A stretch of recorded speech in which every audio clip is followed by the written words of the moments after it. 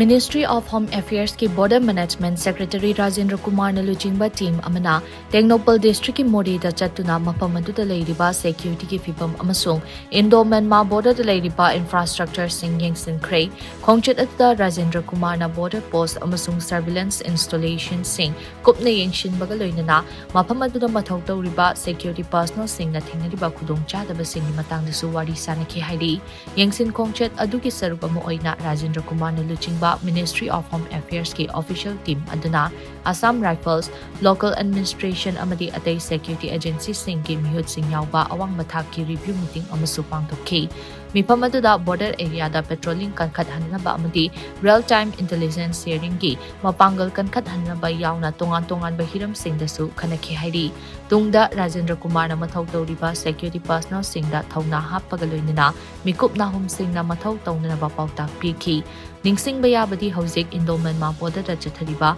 border fencing ki thabak asi mamang thada Manipur ki Governor Ajay Kumar Balana review tawkiba laikrabani. Masigi mathakta haukiba Junda Manipur ki Governor Ajay Kumar Balana hiram asimak ki matangda Union Home Secretary Govind Mohan ga awang mathaki mifam amasu pangtokkiba laikrabani.